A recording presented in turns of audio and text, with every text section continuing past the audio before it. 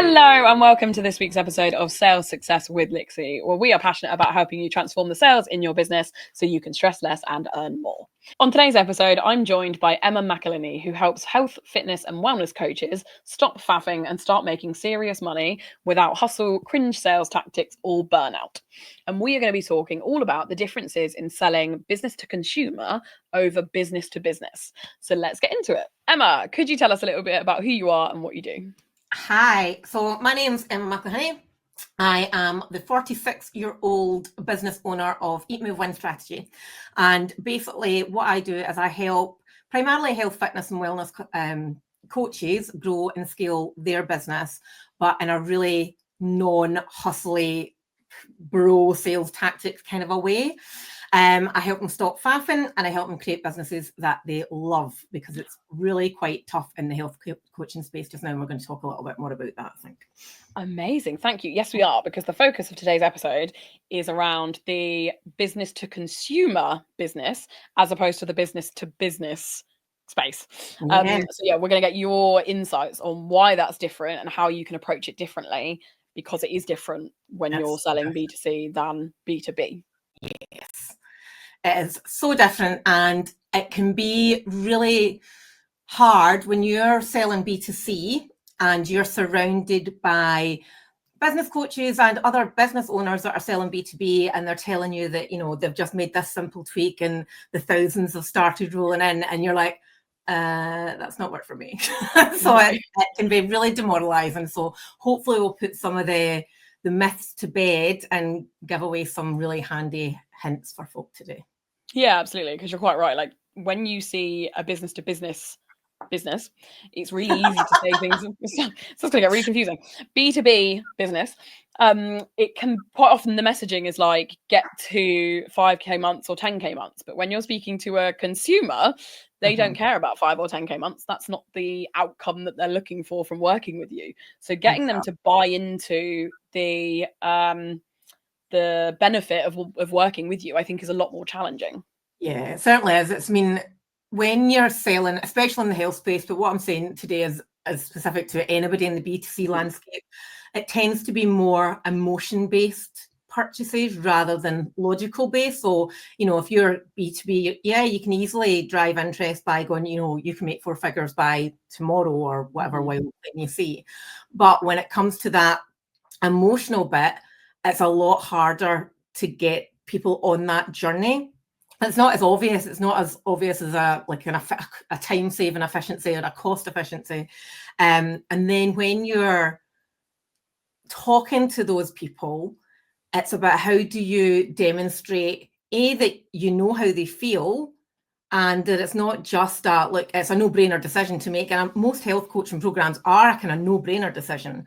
But when it's the emotional side of the person you're trying to talk to, it's so much harder, because it goes so much deeper than just that surface level emotion. It's like most people, if they are in a place where it is emotion-based, they've probably tried something already at some point and it's maybe not worked. So it's even harder. There's even more hurdles to get across.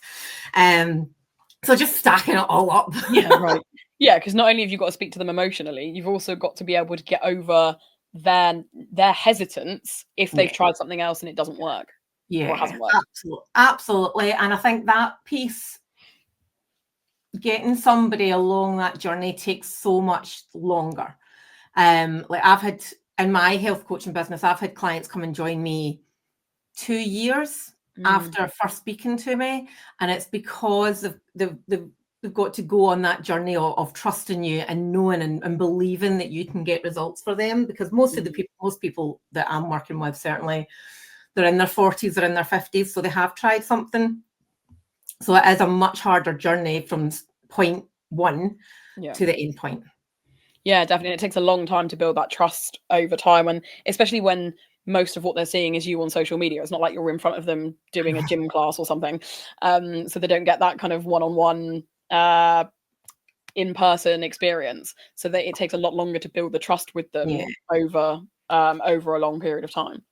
And are there ways, I think, that you can position I think there are, like, in the messaging that you're doing and everything that you're putting out there, I guess you can tailor it more to speak to their emotions over what you would put out if you were a business owner? Yeah, certainly. It's about, when it's so the same rules do apply. It's just coming at them from a slightly different place. So when you're talking to your audience, you're talking to their problems. You're not talking to them in a logical sense and, oh, well, come and work with me because we do a weekly check-in, right? That doesn't really matter. They don't really care. And most people in this space, they get this bit wrong. They talk to the general problems. So I see it quite a lot in menopause. I like talking about hot flushes and putting on weight, right? Mm-hmm. They're quite surface level because we all know that they are side effects. We all know that they're things that happen, but we need to talk more to the underlying issues, like the raging jealousy that you have towards younger people, or the absolute fury that you have towards your husband because he can't seem to pick up his socks, like, the actual things that are causing people resentment and pain almost in their life. And like, we know, like, marketing psychology tells us that people will do anything to move away from the pain that they're in. Mm-hmm. And that is even more apparent in the B2C space. So there's been quite a lot. We don't want to make people feel crap about themselves. That's not particularly a nice way of running a business. However, there is proof in that, if somebody's here and they want to be here, they've got to cross that bridge, and you've got to demonstrate, as somebody in that space, if you're a coach, you've got to demonstrate that you are the bridge. Like, only you are the bridge. You can all these problems that most people, like a lot of people in the health, like people who are consumers in the B2C space, they're thinking things that they might not ever say out loud to anybody. And it's about tapping into that, because when people feel seen and they go, oh, it's not just me. Yeah. It really, that's part of that process, because so many people, I'm just thinking of a couple of my clients just now. So fertility coaching, for example, I got to coaches women through fertility and the lifestyle changes that they can make. There's so much fear and mistrust in that, because there's so many, like, woo-woo, take this mad bark oil and you'll have a baby tomorrow, like, type thing. So there's so much fear and mistrust in that one. But being able to talk to those people on a deeper level, instead of just, oh, imagine what it would feel like to have a baby. Like, a lot of these women have never had a baby, so they can imagine, but they don't actually know. But going then deeper into the stuff that's really concerning them, like, you know what, you're probably worried that you might not be a good mum, or you're going to go through all this hassle and not actually like it. That's normal. Like, they're all things that even mums that aren't going through fertility treatment worry about, isn't it? It's like that whole, what if I can't do this? What if I leave my baby in the bus or something like? Yeah, absolutely. It sounds like you need to tap into the things that everybody thinks, but that nobody wants to talk about, because it then kind of gives them permission to feel it. Like, it's okay that you feel that way, because I'm telling you that everybody feels that way. And I mean, a lot of the things, like, people don't actively, unless if somebody doesn't have any problems or issues or challenges, they're not going to go and buy any form of coaching, right? No. You're there to solve a problem that somebody has. And, like, things are really tough just now, especially in the health coaching space. Like, people, there's a whole load of changes that have happened. There's a whole load of reasons, like economic downturn, all that kind of stuff. So general health and fitness isn't selling. Get healthier, get stronger, get fitter. That's, you can get all of those things on ChatGPT now if you really wanted, and you can go create me a meal plan for the next month. You can do that. But we know that people will always invest in their health when they have a problem that needs solving. Mm-hmm. And it's about identifying what that problem is and creating a solution to that problem, and then talking about that. And when you talk about those two things, these are the problems that you might have. This is the solution. Mm-hmm. Like, in the fitness space, like, the summer body is always a big one, isn't it? Because quite often people want to. I think it's when people take notice of how they feel in themselves when the weather is nice. Mm-hmm. In the winter, we all eat chocolate for months and we don't really care. But when it's getting nicer weather and you want to wear different clothes, I think that's when you start to take notice. And I think that's why that becomes such a big piece of the messaging in the health space. Is that the sort of thing that you mean?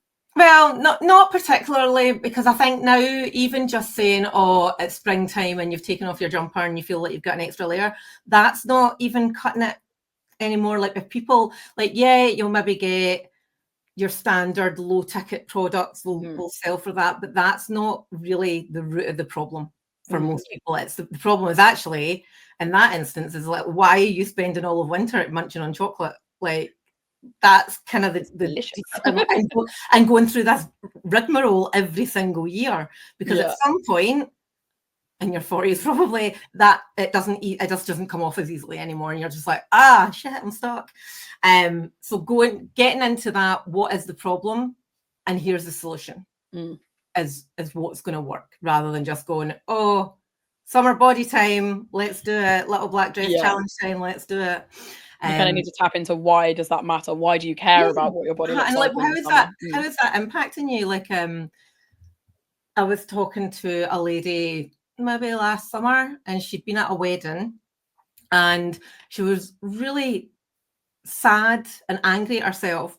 And it's because of she had been wearing this dress to go to a wedding, and her arms were out, and she really hated her arms, and she was really annoyed and upset at herself because she hadn't done anything about it.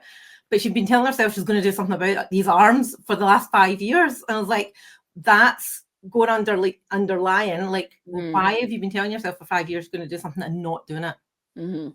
And that's not just the, oh, you don't like your arms, let's do something. It's you've been talking about this for 5 years. What's really going on? And it's uncovering why she hadn't done anything for the last 5 years, and why would now be any different. Like, you've come to speak to a health coach. Why is now the first time in 5 years the time that you're actually going to do something different?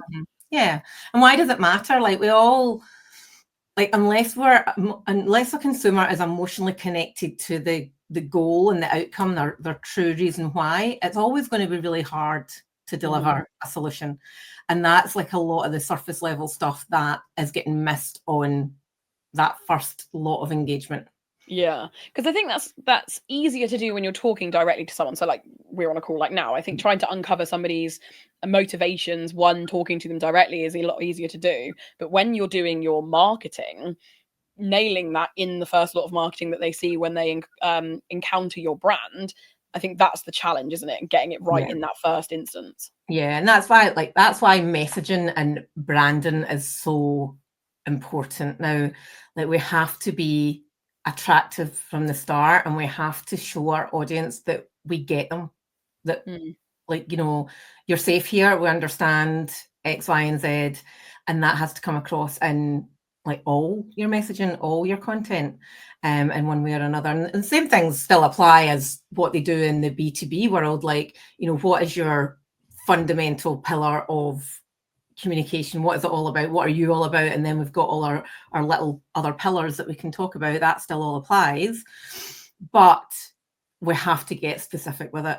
Like, we have to speak to that person, we have to speak about that problem, and we have to talk about that solution, and make it easy for that person to go along that like, trust journey.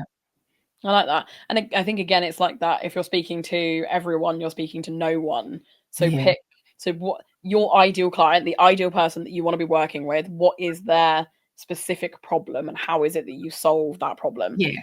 And that doesn't mean you can't help people with other problems. It just means you talk about that one problem, because that's going to get you the most traction with that client. Yeah, absolutely. And the part, like, doing that is all part of that process of, you know, building trust. That if you're talking about that problem, or even just like it's a selection of problems, but they tend to be all intrinsically linked, it's building up the, they know how to fix it. They know why that, they know that connects to that. Right. It's all beginning to make sense. So when they do get to a point, they're like, oh, right, shit, I do want to change, you're front and center, because you've been talking about the stuff that's impacting them. Yeah, for sure. And in your experience, how the messaging that people are putting out, how direct does it need to be when you're talking? Because I think in the business space, we are quite direct. Like, if you're not doing this, you're not going to get this. But in the business space, it's not quite as emotional, because it's not about you as a person, it's about your business. So it's not quite it doesn't feel quite like an attack. But I'm thinking in the B2C space, if you are really direct, I feel like the consumers could take that quite personally. So what's the balance there?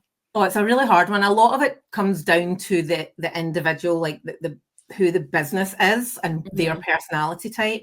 So I am very direct, but that has taken me a long time to be comfortable with my directness, because I'm like, oh my God, I'm going to put people off. And I am going to put people off because we can't be everything to everybody. But then again, I've got clients who are running wellness businesses, holistic businesses. They have a much more gentle approach, but the same rules apply. They might use calmer, more gentle language than I might, but that's the audience that they have. And it really depends on like the business, on what the coaching business is, who the audience is, and who the business owner is. Because I'm quite extroverted, and I've got clients that are completely introverted, and they would never. They're like, oh my God, I can't believe you did that. And I'm like, oh my God, I can't believe I did that, but I did it and it's done now, so it doesn't really matter.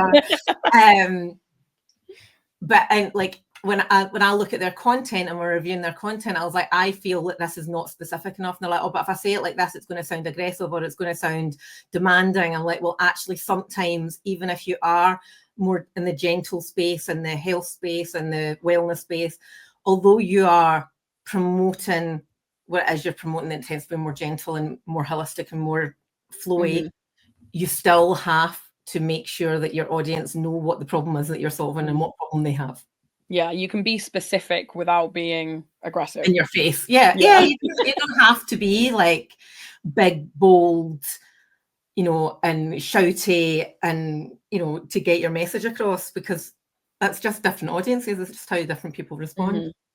Yeah, I like that. So again, it just comes back to doing your ideal client work. Like, what kind of language are they using? What tone do they like? How do they react to certain phrases? That kind of thing. Like, doing that research is really important so that you can make sure that your message is resonating with them in the right way.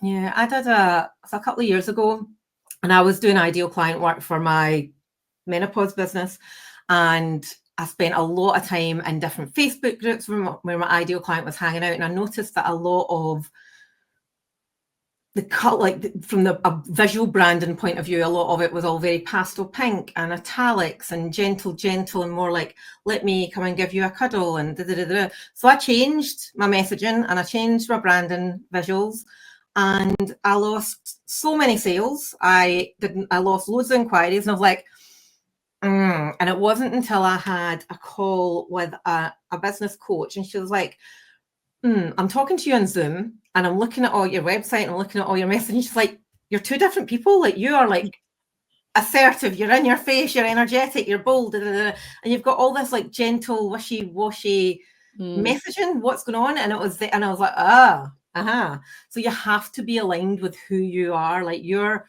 branding visuals must align with your branding appear, like your personal brand and the messaging that you have, because otherwise your audience will notice. They'll go, that's not congruent, that makes no sense, so I'm uncomfortable with it and I'm not going to buy it. Yeah, as soon as they see you doing like a face to camera anything, they'll know that you're not like that person. And I see this quite a lot with when I see newer coaches coming into the health coaching space, and it's quite nerve-wracking, it's quite scary. Like, people in the health space especially, they don't necessarily always go into it for the money. They go into it because they have a gift, they want to help people, they're really good at what they do, and then they realize that they've got to get good at the selling side and the business side in order for their business to actually succeed. And it's then they're like very confident in their coaching, they're very confident in what they do, but then when it comes to the actual business side, they're not visible, they're not showing up for themselves, they're not showing and demonstrating through their content how good they are. And that's where like a lot of people, I don't want to say struggle, I don't particularly love the word struggle, but a lot of people get frustrated with I am really good at what I do, but why is nobody buying from me? And that's where I close the gap, is like, well, actually, we have to see this coaching part of you. We need to apply all those parts of you into your business side now. Yeah, for sure. Yeah. And I think it's worth remembering that like not everyone is born an entrepreneur. Like, it doesn't come naturally to everybody. You're good at the thing. I talk to my clients about this quite a lot. Like, you're good at the thing that you're an expert in. Like, you're great at that. But just because you're not great at creating funnels, or you're not great at sales, or whatever the rest of the business stuff is, like, that doesn't mean you're not great. It's just they are individual skills that you need to learn as a business owner. Absolutely. And one of the things, especially in the health coaching space, that has been really awful for the last however many years, nearly, I would say the last 7 years, is it's been if you want to get better at this, if you want to make more money, there's only one way in order for you to do that, and you must like be on sales calls all day. You must be really like prodding people's pain point. You must be cold messaging people. You must be doing all of these things, and that's not nice. Like I tend to work with women coaches who are in turn coaching women coaches, and there's this huge disconnect between what a lot of female health coaches are getting taught from a business point of view. It's very masculine energy. It's very like go, go, go, go, hard, hard, hard. And like I did that in my business 5 years ago, and I nearly just gave it all up because I was so burnt out. I was crying every day, having to do all these calls. I was coaching back to back. I was exhausted. Business was not fun. No, it was horrible, and I spent so much money on various business coaches getting taught all these things that some of which work when you adapt them to you as an individual and your audience, but most of it was just like getting punched in the face repeatedly. It's not what you want from a business. No, well, it's not what you want from like somebody that you're paying multiple thousands of pounds to, is it? Like you come off a call and you're like, none of that feels aligned to me at all, not one of it. And that's been a really, for a lot of female B2C coaches, that's actually been a huge hurdle to get over, is that, well, actually, if this is all we're getting taught, maybe we're just destined to not get dream clients. Maybe we're just destined to get whoever approaches us. Maybe we're just destined to be, you know, not have any authority or impact in the health space. Which I'm gathering from what you're saying, that doesn't have to be the case. Like that's not right at all. No, it's not at all. Like one of the big things I have learned in my coaching business was the minute that I stopped believing that the only way to have a business was chasing calls. When I stopped doing that and looked at my business model and went, oh, right. I see, right. This works better. And it's not that the way that I run my coaching business is the best way. There is no best way. It all depends on the individual. It all depends on how they want their business to look, how they want their family life to look, how they want their income goals to look. And once we know that you work backwards from there. Yeah. And I always say like every strategy works if it's the right strategy for you.